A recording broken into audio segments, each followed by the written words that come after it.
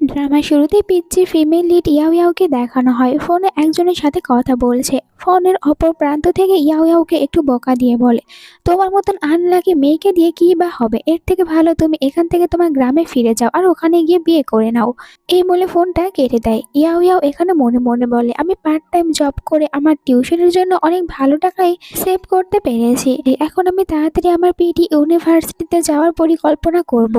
এরপরে ইয়াও ইয়াও একটু দরজাতে এসে নক করে আর জানায় যে সে এখানে সার্ভিস দেওয়ার জন্য এসেছে। তখন ভিতরে মেইন লিড জিয়াংশিকে দেখানো হয় এখানে অনেকটাই বেশি ড্রাঙ্ক অবস্থায় রয়েছে, মানে ওকে কেউ একজন ড্রাগস দিয়েছে। আর এখানে ফোনে তার মমের সাথে কথা বলছিল, যেখানে মম তো ওকে অনেক বকা দিয়ে বলে, 30 বছর হয়েছে এখনো কেন বিয়ে করছো না, আর এরপরে তুমি কোনো মেয়ে পাবে না, তাড়াতাড়ি বিয়ে করো আর তোমার মমকে একটু শান্তিতে থাকতে দাও। জিয়াংশি অনেকটাই বেশি ড্রাঙ্ক রয়েছে। এই সময় ভিতরে আসে ইয়াও ইয়াও, আর ও তো এখানে এসেছিল কোনো পার্ট টাইম জবের জন্য, বাট ওকে দেখার পর জিয়াংশি বলে, তোমাকে আমার মম এখানে পাঠিয়েছে, তুমিও ওইসব মেয়েদের ভিতরই একজন যে কিনা এখানে এসেছো আমার মমের কথা মতন। ইয়াও ইয়াওকে দেওয়ালের সাথে পুশ করে নেয়। ইয়াও ইয়াও বলে, আমি তো শুধু এখানে ডগের জন্য খাবার নিয়ে এসেছি, আপনি আমাকে ভুল বুঝছেন। বাট এতটাই বেশি ড্রাঙ্ক অবস্থায় ছিল জিয়াংশি, ইয়াও ইয়াওর কোনো কথা শুনতে রাজি হয় না। তুমি তো দেখছি পুরোপুরি প্ল্যান করে এখানে এসেছো আর নিজেকে অনেক বেশি ইনোসেন্ট দেখানোর জন্য স্কুল ড্রেস পরে এখানে এসেছো, বাট আমি এইসব মেয়েদেরকে এত সহজেই ইনোসেন্ট মনে করতে পারি না, তোমরা টাকার জন্য সব করতে পারো। আর এখানে তো ইয়াও ইয়াও বলছিল আপনার কোথাও ভুল হচ্ছে, বাট ও কোনো কিছু করতে পারে না। জিয়াংশি এতটাই বেশি ড্রাঙ্ক ছিল যে ওর সাথে জোর করে নাইট স্পেন্ড করে নেয়। তো পরে দেখানো হয় ইয়াও ইয়াওকে বেডে চুপ করে বসে রয়েছে। জিয়াংশিকে বলে, আপনি আমাকে অন্য কেউ ভেবে ভুল করছেন। জিয়াংশি বলে, তাহলে তুমি বলতে চাচ্ছ যে তুমি আসলে ওইসব কিছু করতে এখানে আসোনি, আমি ভুল করেছি, আমি তোমাদের মতো মেয়েদেরকে ভালো করে জানি, এই নাও আমার কার্ড, এখান থেকে যত টাকা ইচ্ছা নিতে পারো আর কখনোই আমার সামনে আসবে না। ইয়াও ইয়াও তো অনেকটাই রেগে যায় যে এই ছেলেটা কেন ওকে বিশ্বাস করছে না, ও তো এখানে শুধুমাত্র পার্ট টাইম জবের জন্য এসেছিল, তাই কার্ড না নিয়ে রেগে চলে যায়। বাট ভুলে ও নিজের স্কুলের ব্যাগটা এখানে রেখে যায়। এরপরে 1 মাস পর ইয়াও ইয়াওকে ডক্টরের কাছে দেখানো হয়, যেখানে তো ইয়াও ইয়াও নিজের রিপোর্ট দেখতে পেয়ে অবাক। ডক্টর জানায় যে ইয়াও ইয়াও তুমি প্রেগনেন্ট। ইয়াও ইয়াও অবাক হয়ে মনে মনে বলে, আমি তো ভেবেছিলাম আমার সুগার লেভেল লো হয়েছে তাই আমি অজ্ঞান হয়েছি, বাট এখন তো আমি জানতে পারছি আমি প্রেগনেন্ট। আর ইয়াও ইয়াওয়ের এই কথাটা বাইরে থাকা 3টি মেয়েও শুনতে পায়। নিউজটা শুনে তারা এখানে হাসতে শুরু করে দেয়। আর ইয়াও ইয়াও এখানে মনে মনে ওই দিনের কথাটা ভাবে, ওই লোকটা তো বলেছিল যে আমার কোনো কিছু হবে না, তাহলে আমি প্রেগনেন্ট কিভাবে হতে পারি। এইদিকে এই 3টি মেয়ের ভিতরে একটি মেয়ে এখানে বলে, তুমি না আমাদের স্কুলের টপার একটি মেয়ে আর এত বেশি ইনোসেন্ট হয়ে থাকো, তোমাকে দেখে বোঝারই উপায় নাই যে তুমি এরকম কিছু করবে। আর গ্রাম থেকে আসা মেয়েরা শহর ভালো করে চেনে না, যার কারণে তোমরা এইসব কিছু করো শহরে এসে। অন্য আরেকটি মেয়ে মানে তাদের লিডার বলে, ইয়াও ইয়াও তুমি কি তাহলে বাহিরে যাও নিজেকে প্রেগনেন্ট করার জন্য, আমাকে বলতে পারো, আমিও তাহলে 3-4 জন ভালো ভালো ছেলেদেরকে খুঁজে তোমার কাছে নিয়ে আসবো। ইয়াও ইয়াও ওদের কথায় অনেক বেশি হার্ড হয়। আর একটি মেয়ে যার নাম লিনি সে মনে মনে বলে, ইয়াও ইয়াও তুমি কলেজে আমার জায়গা নিয়েছো, তুমি টপার হয়েছো, এই জন্য কিন্তু তোমাকে এখন শাস্তি পেতেই হবে। অন্যদিকে দেখানো হয় জিয়াংশিকে, ওর সামনে তো অনেকগুলো স্কুলের ড্রেস পরা মেয়েদেরকে নিয়ে আসা হয়। অ্যাসিস্ট্যান্টকে বলেছে যে এরকম মেয়েকে খুঁজে বের করবে, বাট এখানে ও তো কোনো মেয়েকেই পছন্দ হচ্ছে না, মানে খুঁজে বেড়াচ্ছে ওই রাতের মেয়েটি ইয়াও ইয়াওকে। বাট এখানে যাদেরকে নিয়ে আসা হয় তারা তো একদমই ইয়াও ইয়াওয়ের মতন না। অ্যাসিস্ট্যান্টকে বলে, তুমি কাদেরকে নিয়ে আসো, এরা একদমই ম্যাচ করছে না। অ্যাসিস্ট্যান্ট বলে, বস আপনি ভালো করে দেখুন, আপনি আমাকে যেরকম যেরকম বলেছেন আমি ওই রকম মেয়েদেরকে এখানে নিয়ে আসার চেষ্টা করেছি, আপনি দেখুন এরা সবাই স্কুল ড্রেস পরে রয়েছে, তাহলে আপনি কেন খুঁজে পাচ্ছেন না। জিয়াংশি বলে, তোমাকে বলছি না এরা কেউ ওই রাতের মেয়েটির মতন দেখতেই না, ওই মেয়েটি সবার থেকে আলাদা, তাই তো আমি ওকে খুঁজে বের করার চেষ্টা করছি। অ্যাসিস্ট্যান্ট বলে, বস আমার মনে হয় ওই দিন রাতে আপনি একটু বেশি ড্রাঙ্ক অবস্থায় ছিলেন, এমনও হতে পারে ওই মেয়েটি এই পৃথিবীতে নেই আর আপনি ওইসব কিছু কল্পনা করেছেন। এইটা শোনার পর জিয়াংশির এবার নিজের উপরই ডাউট হতে থাকে যে আমি কি সত্যি ওই দিন রাতে একা ছিলাম। তখনই বাইরে একজন মেয়েটা আসে, বলে, ইয়াং মাস্টার আপনার রুম পরিষ্কার করার সময় আমি এটা পেয়েছি, আর এটা হচ্ছে ইয়াও ইয়াওয়ের ব্যাস। যেটা দেখার সাথে সাথে জিয়াংশি অনেক খুশি হয়ে যায় আর বলে অ্যাসিস্ট্যান্টকে, কার বের করো আমরা এক্ষুনি ওখানে যাব। এরপরে তো ইউনিভার্সিটিতে অনেকগুলো কারের লাইন লেগে যায়। জিয়াংশি এখানে অনেক বেশি অ্যাটিটিউড নিয়ে বের হয় আর ইউনিভার্সিটির সকল টিচাররাই তো জিয়াংশিকে দেখে অনেক খুশি, বলে আপনাকে আমরা কিভাবে হেল্প করতে পারবো শুধু একবার বলুন। জিয়াংশি এখানে ব্যস্ত দেখিয়ে বলে, সত্যি যদি হেল্প করতে চান তাহলে এই মেয়েটিকে তাড়াতাড়ি খুঁজে বের করুন। যদি এটা খুব তাড়াতাড়ি করতে পারেন তাহলে আমি এখানে আরও একটি লাইব্রেরি করিয়ে দেব, এতে করে তারা অনেক বেশি খুশি হয়ে যায়। অন্যদিকে আমরা ইয়াও ইয়াওকে দেখতে পাই টিচারের প্রেগনেন্সির রিপোর্ট হাতে নিয়ে আছে। এখানে বলে, আমি তো আমার টিউশনের জন্য অনেক বেশি টাকা সেভ করে রেখেছি, বাট মনে হয় এখন এইসব কিছু আমার অপারেশনের জন্যই লেগে যাবে, কারণ আমি এই বেবিটিকে রাখতে পারবো না, নয়তো আমি স্টাডি কমপ্লিট করতে পারবো না, এই জন্য আমাকে অ্যাবর্শন করতে হবে। আর এখানে আমরা এই ড্রামার 3 মাস আগে একটি সিন দেখতে পাই, যে এখানে আমরা দেখি যে ইয়াও ইয়াও এর স্টেপ মম ইয়াও ইয়াওকে অনেক বেশি মারধর করেছে। ইয়াও ইয়াওকে বলে যে তুমি কিছুতেই ইউনিভার্সিটিতে যাবে না, আমরা খুব তাড়াতাড়ি তোমার বিয়ে করিয়ে দেব। আমাদের ফ্যামিলিতে শুধুমাত্র তোমার ভাই রয়েছে যে কিনা ইউনিভার্সিটিতে যাওয়ার যোগ্য, আর তুমি এখন চুপচাপ বিয়ে করে নেবে, জানোই তো ওকে যদি তুমি বিয়ে করো তাহলে আমরা 2 লাখ ইউয়ান পাবো। ইয়াও ইয়াও কান্না করে বলে, বাট ওই লোকটির বয়স 60 বছর, আর এর থেকেও বড় কথা ওই লোকটি অনেক বেশি বৃদ্ধ, চলাফেরা করতে পারে না, আর ওনার অনেক বাজে একটি রোগ রয়েছে, তাই আমি কিছুতেই ওনাকে বিয়ে করতে পারবো না। বাট এখানে তার মম আর ড্যাড অনেক বেশি জোর করছিল যে তোমাকে বিয়ে করতেই হবে আমাদের জন্য।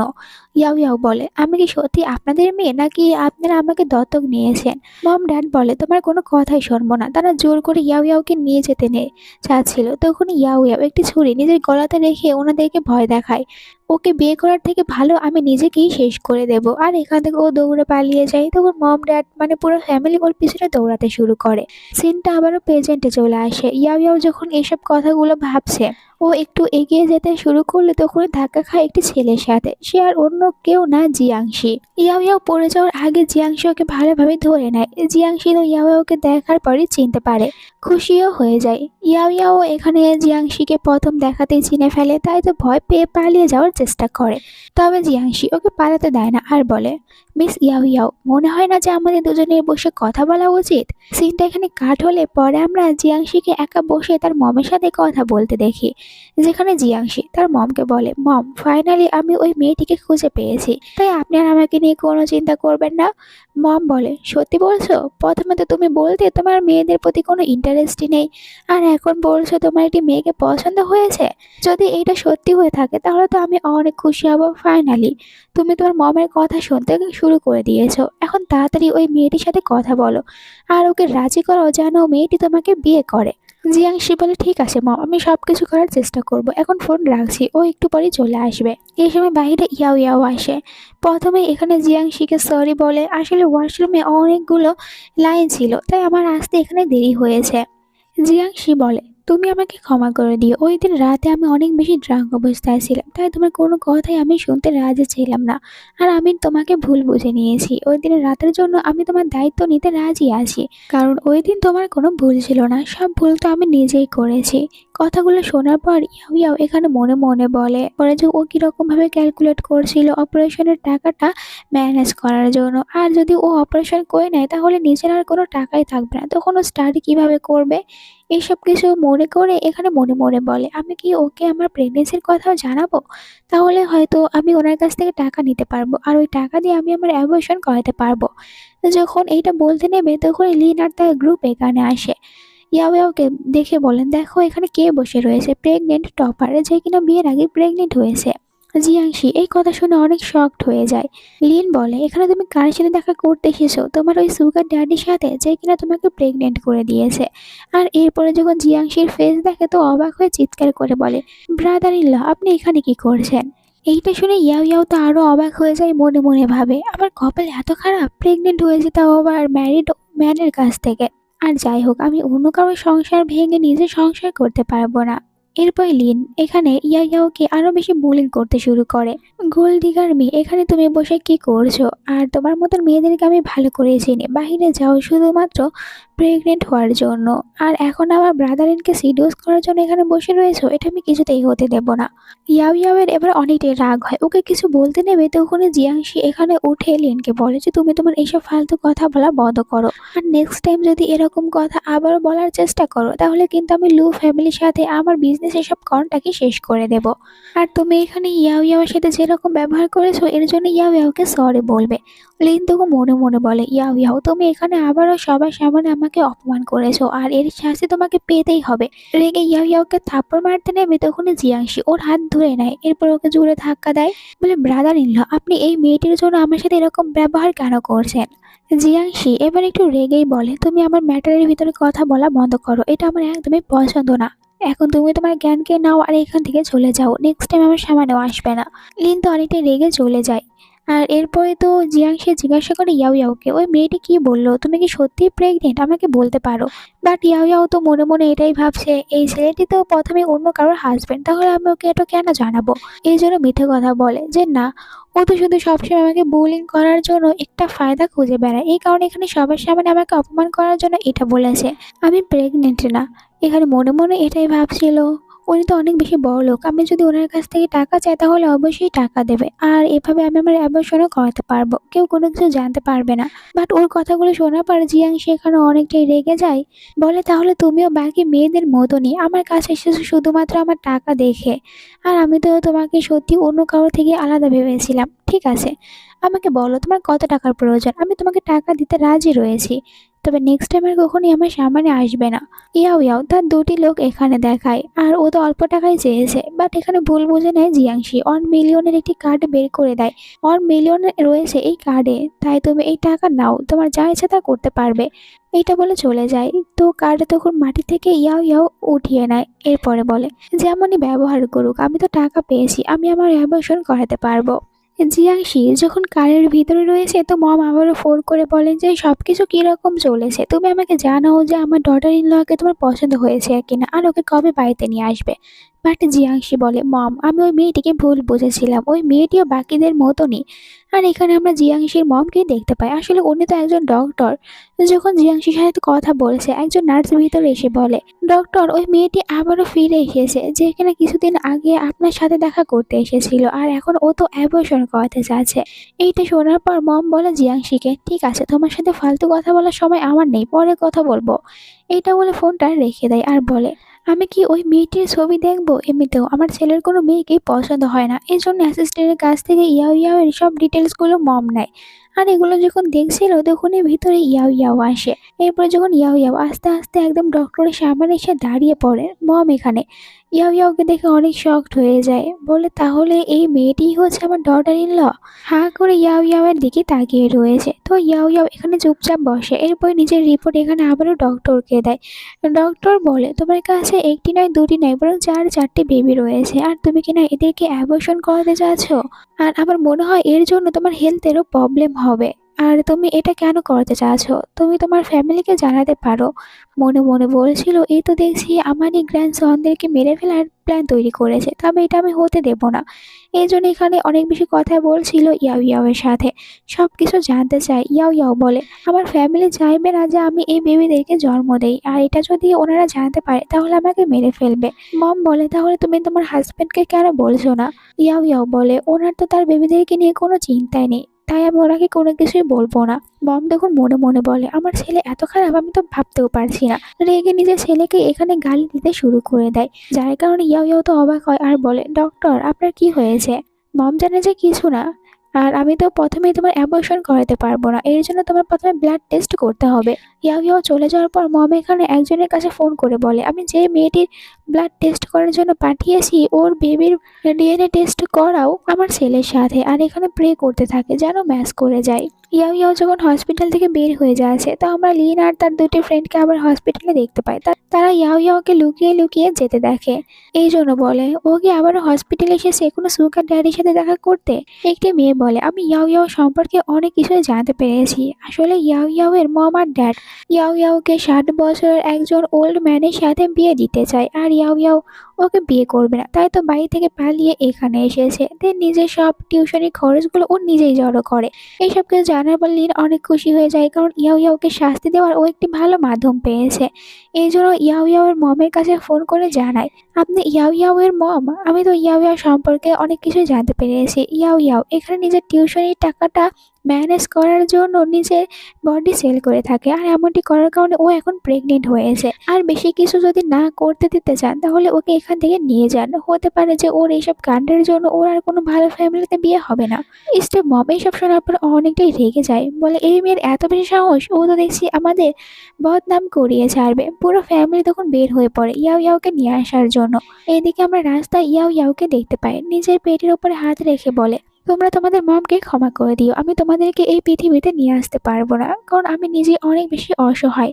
এমন নয় যে তোমার মম তোমাদেরকে হেট করে, আমিও চাই তুমি পৃথিবীতে আসো, বাট আমি কোনো কিছু করতে পারছি না। তখন একটি কার এসে ইয়াও ইয়াওয়ার সামনে দাঁড়িয়ে পড়ে, যার ভিতর থেকে ড্যাড বের হয়ে বলে, ফাইনালি তোকে খুঁজে পেয়েছি, তোর অনেক বড় সাহস হয়েছে, এখন সব সাহস শেষ করে দেব। অন্যদিকে জিয়াংশি হসপিটালে আসে মমের সাথে দেখা করতে, কারণ তার মম এখানে আসতে বলেছে। তো হসপিটালে আসার পর মম এখানে ডিএনএ রিপোর্টটা জিয়াংশির হাতে ধরিয়ে দেয়। এইটা দেখে জিয়াংশির চোখ যেন কপালে উঠে যায় আর বলে, তাহলে কি সত্যি ওই মেয়েটি প্রেগনেন্ট ছিল? মম বলে, তাহলে তুমি কি মনে করছো এটা আমি ফেক একটি রিপোর্ট বানিয়েছি? এমনটি কেন করতে যাবো? ওই মেয়েটি সত্যিই প্রেগনেন্ট। এখন তুমি কি করবে? জিয়াংশি তখনকার কথাটা মনে করে, এরপরে বলে, আমার 4টা বেবি যখন পৃথিবীতে আসবে তখন আমি ওকে অনেকগুলো টাকা দেবো, যা টাকা দিয়ে ও সারা জীবন ভালোভাবে কাটাতে পারবে। এরপরেও আমি ওর মতন মেয়ের সাথে আমার জীবনটা কাটাতে চাই না, যে কিনা টাকার জন্য এমনটি করতে চায়। মম বলে, তুমি ইয়াও ইয়াওকে ভুল বুঝেছো, আমি ইয়াও ইয়াওকে ভালো করে চিনি, সে অনেক ভালো একটি মেয়ে। তখনই অ্যাসিস্ট্যান্ট ভিতরে আসে, বলে, বস আপনার জন্য একটি পার্সেল এসেছে। কার্ড বের করে দেয়, যে কার্ডটি কিনা জিয়াংশি দিয়েছিল ইয়াও ইয়াওকে। অ্যাসিস্ট্যান্ট বলে, আমি এটা চেক করেছি, এর ভিতরে এখন 9,80,000 টাকা রয়েছে। এটা শোনার পর একটু অবাক হয়ে জিজ্ঞাসা করে, মম অপারেশনের জন্য কত টাকা প্রয়োজন ছিল?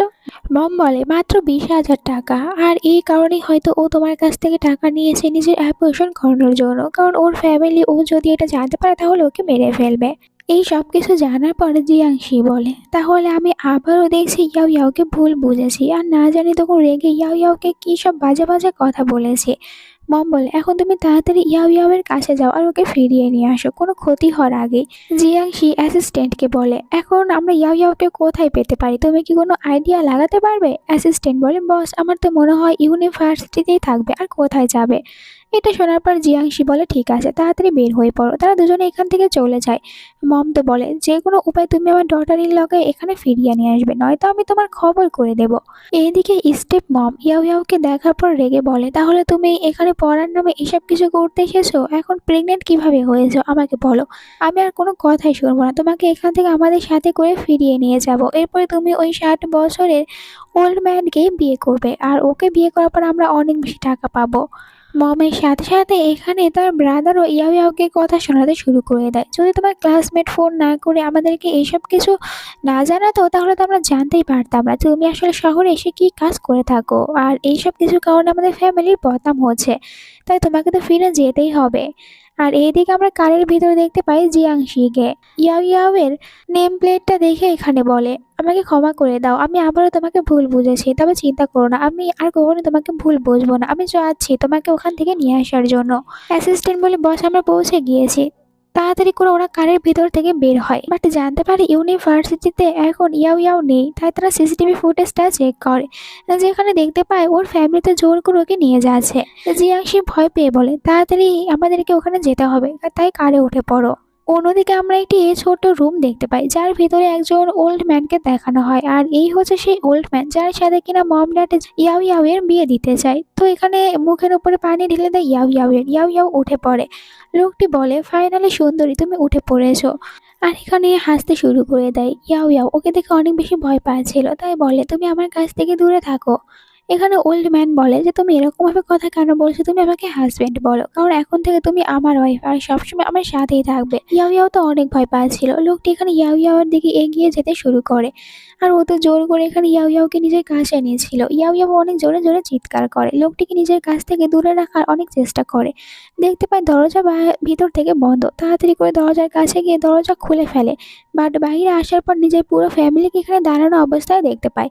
ও মমের হাত পা ধরে বলতে থাকে, মম প্লিজ আপনি আমাকে এখান থেকে যেতে দিন, আমি আমারও ইউনিভার্সিটিতে ফিরে যাব, আর এরপরে আপনি আমাকে যা করতে বলবেন আমি তাই করব, আপনাদের সব কথা শুনবো। বাট এখানে মম ড্যাডের তো কোনো পরোয়াই নেই ইয়াও ইয়াওকে নিয়ে। এখানে তার ড্যাড বলে যে, তুমি চুপচাপ এখানেই থাকবে, আর ওর সাথে তোমার বিয়ে হয়েছে, আর এই কারণে আমরা অনেক টাকা পেয়েছি। তুমি যদি ওর সাথে ওয়েডিং নাইট কাটাও তাহলে আমরা আরো 1,00,000 পাবো।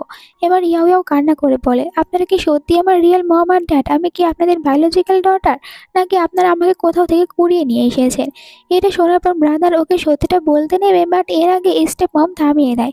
তো আমরাও সত্যি কথা জানতে পারি যে আসলে ইয়াও ইয়াও তো ওনাদের নিজেদের মেয়েই না, ইয়াও ইয়াওকে দত্তক নিয়ে এসেছে। মম ইয়াও ইয়াওয়ের ওপরে রেগে বলে যে তুমি এখানেই থাকো আর ওই যে লোকটির সাথেই থাকবে।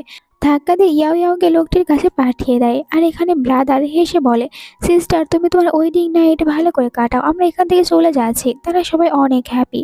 অন্যদিকে দেখানো হয় জিয়াংশিকে কারে রয়েছে অ্যাসিস্ট্যান্ট বলে, বস আমরা মিস ইয়াও ইয়াও এর ভিলেজের লোকেশনটা পেয়েছি, তাই আমরা খুব তাড়াতাড়ি ওখানে চলে যাব। আর আমি তো এটাও জানতে পেরেছি যে ওনার মম আসলে জোর করে ওনাকে একজন 60 বছরের বৃদ্ধর সাথে বিয়ে দিতে চাচ্ছে। এইসব কিছু শোনার পর অনেকটা রেগে যায় জিয়াংশি, মনে মনে বলে ওই পুরো ফ্যামিলির ব্যান্ড আমি নিজে বাঁচাবো, শুধু একবার ওখানে যাই। এইদিকে ওই লোকটি আবারও ইয়াও ইয়াওয়ের সাথে জোর করতে শুরু করে দেয়। তখন ইয়াও ইয়াওর মাথায় একটি বুদ্ধি চলে আসে। ও তো নিজেকে তাড়াতাড়ি করে ছাড়িয়ে নেয় আর এখানে প্রেগনেন্সির রিপোর্ট বের করে দিয়ে বলে, দেখো আমি প্রেগনেন্ট। এটা দেখার সাথে সাথে ওল্ড ম্যান অনেক বেশি রেগে যায় আর চিৎকার করে বলে, সেকেন্ড হ্যান্ড মাল, এটা আমি কিছুতেই নেব না। আর এখানে মম ড্যাডকে বলে যে আমার টাকা ফিরিয়ে দাও, তোমরা এখানে আমাকে মিথ্যে কথা বলেছো, এই মেয়েটি তো প্রথম থেকেই প্রেগনেন্ট। মম বলে যে চলো আমি তোমাকে ডিসকাউন্ট দিচ্ছি, তুমি 70,000 দাও, 1,00,000 দিতে হবে না। আর এই মেয়েটির অ্যাবর্শন আমি খুব তাড়াতাড়ি করানোর চেষ্টা করব, তাই তোমাকে এসব কিছু নিয়ে কোনো চিন্তা করতে হবে না। আর এইসব কিছু শোনার পর ওল্ড ম্যান বলে, ঠিক আছে এত করে যখন বলছো তাহলে আমি রাজি হচ্ছি, তবে হ্যাঁ আমাদের দুজনের ওয়েডিং নাইটের ব্যবস্থা খুব তাড়াতাড়ি করতে হবে, যত তাড়াতাড়ি সম্ভব এই মেয়েটিকে ক্লিন করে দাও। বাড়িতে আসার পর ব্রাদার তো কিক মেরে ফেলে দেয় ইয়াও ইয়াওকে। এরপরে মম ড্যাড এখানে আসে, তারা বলে যে মেডিসিন তৈরি করে রেখেছি ওটা নিয়ে আসো। ব্রাদার মেডিসিন নিয়ে এসে দেয়। ইয়াও ইয়াও অনেক ভয় পেতে থাকে। মম জোর করে ইয়াও ইয়াওকে মেডিসিন খাওয়াতে চায়, বলে যে এটা তাড়াতাড়ি খেয়ে নাও। ইয়াও ইয়াও বলে, তুমি জানো এই বেবির ড্যাডকে, এর ড্যাড রয়েছে, আর যদি জানতে পারে যে আমার সাথে এরকম ব্যবহার করছো তাহলে তোমাদেরকে কিছুতেই ছাড়বে না। মম বলে, এইসব মিথ্যে কথাগুলো তোকে কে শিখিয়ে দিয়েছে বলার জন্য? আমি কোনো কথাই শুনতে চাচ্ছি না। আর এখন তো তোকে এই মেডিসিন খেতেই হবে। আর এখানে তখন তারা সবাই জোর করে মেডিসিন খাইয়ে দেওয়ার চেষ্টা করছিল ইয়াও ইয়াওকে। এই সময় ভিতরে চলে আসে জিয়াংশি। সে বলে, কার এত বড় সাহস হয়েছে ইয়াও ইয়াওকে হার্ট করে। ইয়াও ইয়াওর কাছে গিয়ে ইয়াও ইয়াওকে উঠিয়ে নেয়। স্টেপ মম রেগে বলে যে তুই কে, আমাদের ফ্যামিলি ম্যাটারের ভিতরে কেন আসি? জিয়াংশি বলে, মুখ সামলে কথা বলুন, আমি হচ্ছি এই বেবিদের ড্যাড। মম বলে, আচ্ছা এই ব্যাপার, তাহলে তুমিও এখানে টাকা দাও, এরপরে ইয়াও ইয়াওকে নিজের সাথে করে নিয়ে যাও, আমার কোনো প্রবলেম নেই। এমনিতেও ওকে আমি এখানে রেখে কি করব, আমার কোনো লাভ হয় না এই মেয়েটিকে দিয়ে। তখন ওল্ড ম্যান এখানে আসে আর বলে, তোমরা এসব কথা কি বলছো? ওর জন্য তো টাকা আমি দিয়েছি, তাহলে অন্য কারোর কাছে ওকে কিভাবে সেল করতে পারো? ও শুধুমাত্র আমার। মম বলে যে এখানে বেশি টাকা দেবে আমি তো ইয়াও ইয়াওকে তার হাতেই তুলিয়ে দেবো। জিয়াংশি ইয়াও ইয়াওকে বলে, তোমাকে আর এখানে থাকতে হবে না, চলো এখান থেকে। তখনই মম বাধা দেয় আর বলে, টাকা না দেওয়া পর্যন্ত আমি ইয়াও ইয়াওকে কোথাও নিয়ে যেতে দেবো না। তখন জিয়াংশি বলে, আপনাদের টাকার প্রয়োজন, আমি দেবো। অ্যাসিস্ট্যান্টকে এখানে আসতে বলে। তো অ্যাসিস্ট্যান্ট বলে, আমি আপনাদেরকে টাকা দিচ্ছি। এইটা বলে মমকে অনেক জোরে থাপ্পড় মারে।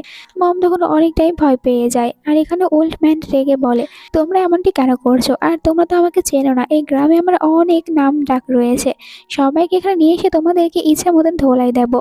বাট যখন অ্যাসিস্ট্যান্ট এখানে জিয়াংশি সম্পর্কে জানায় যে জিয়াংশি আসলে শহরের একজন রিচ পারসন, এইসব কিছু শোনার পর ওল্ড ম্যান অনেক বেশি ভয় পেয়ে যায়। আর জিয়াংশির আইডেন্টি জানার পর স্টেপ মামা মনে মনে বলে, এই মেয়েটি কিভাবে এত রিচ একজন পারসনকে পটাতে পারে, দেখে তো মনে হচ্ছে মাফিয়া। ওল্ড ম্যানও ভয় পেয়ে যায়। তাই তো এখানে সব দোষগুলো তখন ইয়াও ইয়াওর ফ্যামিলিকেই দিতে থাকে নিজে বাঁচার জন্য। পালিয়ে যাওয়ার চেষ্টা করে বাট কোনো লাভ হয় না। আর এখানে তো অ্যাসিস্ট্যান্ট জোর করে মমকে ওই মেডিসিন খাইয়ে দেয়, সাথে ওল্ড ম্যানকেও তারা এখানে শাস্তি দেয়। এরপরে জিয়াংশি ইয়াও ইয়াওকে ওখান থেকে নিজের বাড়িতে নিয়ে আসে। আমরা দেখতে পাই একজন ডক্টর এখানে ইয়াও ইয়াওয়ের চেক আপ করছে। এরপরে জানায় যে বেবি একদমই ঠিক আছে, কারণ অ্যাবর্শনের মেডিসিন ওকে খাওয়ানো যায়নি, এই কারণে বেবি একদমই সুস্থ রয়েছে, চিন্তা করার কোনো বিষয় নেই। ডক্টর চলে যাওয়ার পর এখানে জিয়াংশি বলে, মম আপনি ওর পাশেই থাকুন, আমার ইম্পর্টেন্ট একটি কাজ রয়েছে, যেতে হবে। মম বলে, তুমি এখানে কাকে বসিয়ে দিয়েছো? তোমার উচিত তোমার ওয়াইফের খেয়াল রাখা, তাই ওর কেয়ার তুমি করবে, আমি না, তুমি এখানে থাকো। এইটা বলে মম চলে যায়। তো জিয়াংশি এরপরে ইয়াও ইয়াওয়ের দুটি হাত ধরে বলে, এর হাতগুলো অনেক বেশি ঠান্ডা আর ওর ফ্যামিলি এরকম কেন যে ওকে এত বেশি হার্ট করে। আজ থেকে তোমার সব দেখাশোনা আমি করব আর সবসময় আমি তোমাকে প্রোটেক্ট করব। এভাবেই রাত হয়ে যায় আর মাঝ রাতে ইয়াও ইয়াও ঘুম থেকে উঠে পড়ে। যা দেখার পরে জিয়াংশি বলে, তুমি উঠে পড়েছো আর ওকে তো এখানে পানিও খেতে দেয়। ইয়াও ইয়াও অবাক হয়ে যায়, বলে এই তো দেখছি নিজের কথাবার্তা আর ব্যবহার সবকিছু চেঞ্জ করে ফেলেছে, এমনটি কেন করছে। ইয়াও ইয়াও একটু ভয় পেয়ে বলে, আপনি আমাকে ওখান থেকে বাঁচিয়ে নিয়ে এসেছেন এই জন্য থ্যাংক ইউ, আর যে টাকাগুলো আমার মম আর ড্যাডকে দিয়েছেন আমি খুব তাড়াতাড়ি ওগুলো ফিরিয়ে দেওয়ার চেষ্টা করব। জিয়াংশি বলে, তোমাকে কোনো টাকা ফিরিয়ে দিতে হবে না। এরপরে ও নিজের সম্পর্কে ইয়াও ইয়াওকে বলতে থাকে যে মানে ও কোথা থেকে নিজের স্টাডি কমপ্লিট করেছে আর এখন ও কিরকম বিজনেস করে এইসব কিছু। এরপরে বলে ইয়াও ইয়াওকে, আমি তোমাকে বিয়ে করতে চাই, তুমি কি আমাকে বিয়ে করবে। এইটা শোনার পর ইয়াও ইয়াও অবাক হয়ে যায়, চুপ থেকে বলে, বাট আপনি তো লিনের ব্রাদার ইন ল, আপনি তো ম্যারিড। এখন বুঝতে পারে আসলে কেন ইয়াও ইয়াও ওকে ওই দিন মিথ্যে কথা বলেছে। এখানে জানায় লিন তোমাকে শুধুমাত্র মিথ্যে কথাই বলেছে, এরকম কোনো কিছুই না, আমি এখনো সিঙ্গেলই রয়েছি, তাই আমি তোমাকে বিয়ে করতে চাই। তুমি আমাকে বিশ্বাস করতে পারো, আমাকে বিয়ে করার পর তোমার লাইফ অনেক বেশি পরিবর্তন হয়ে যাবে। ইয়াও ইয়াও বলে, কিন্তু আমি কি ইউনিভার্সিটিতে যেতে পারবো, কারণ আমি স্টাডি কমপ্লিট করতে চাই। জিয়াংশি বলে, আমার মম একজন ডক্টর আর তুমি এত ভালো একজন স্টুডেন্ট, তুমি তো তোমার ইউনিভার্সিটির টপ, তাহলে আমি তোমাকে কেন পড়াশোনা করতে দেবো না, অবশ্যই তুমি পড়াশোনা করতে পারবে। এই সব কিছু শোনার পর এখানে ইয়াও ইয়াও নিজেও বিয়ে করতে রাজি হয়ে যায়। জিয়াংশি বলে, আমি কি তোমার পেট টাচ করে আমার বেবিদেরকে ফিল করতে পারবো।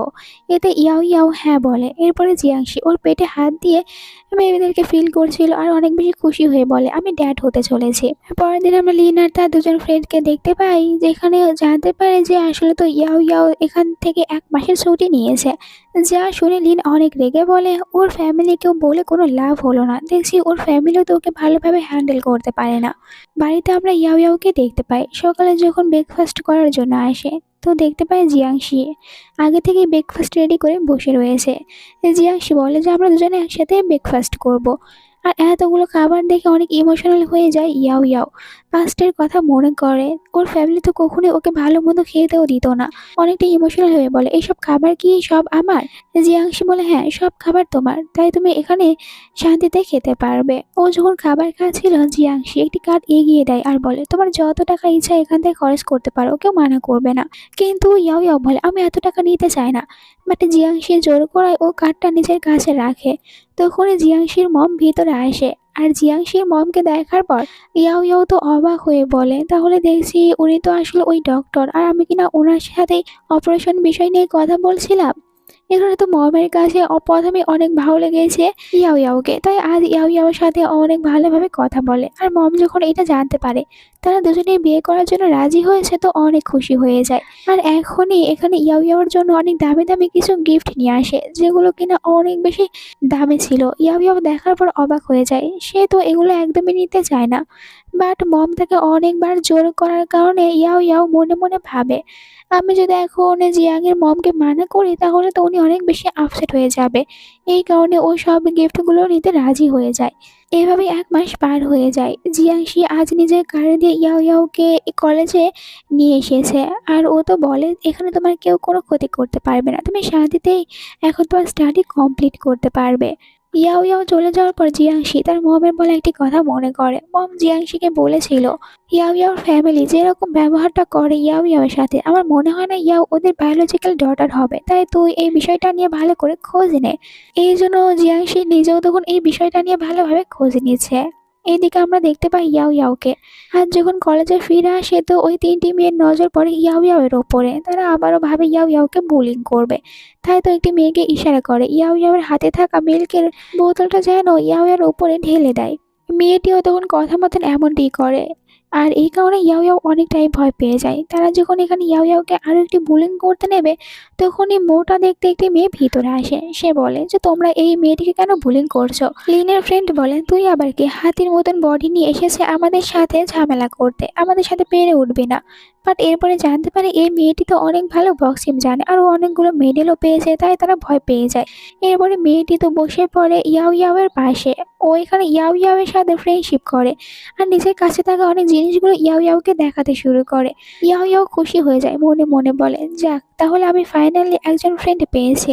একটু পরেই তাদের পুরো ক্লাসরুমে সবাই জানতে পারে আজ তো তাদেরকে লেকচার দেওয়ার জন্য একজন হ্যান্ডসাম প্রফেসর এখানে আসবে। সবাই অনেক বেশি এক্সাইটিং হয়ে পড়ে তাকে দেখার জন্য। আর একটু পরেই সেই হ্যান্ডসাম প্রফেসর ভিতরে আসে। সে তো অন্য কেউ না, জিয়াংশি। যাকে দেখে ইয়াও ইয়াও তো অবাক হয়ে যায়। মানে জিয়াংশি নিজের ওয়াইফকে পোর্ট্রেট করার জন্য এখানে এসেছে। ফ্ল্যাশব্যাকে দেখানো হয় ও তো অনেক বেশি রিকোয়েস্ট করেছে যেন ওকে ওই ক্লাসরুমে প্রফেসর হিসেবে পাঠানো হয় লেকচার দেওয়ার জন্য।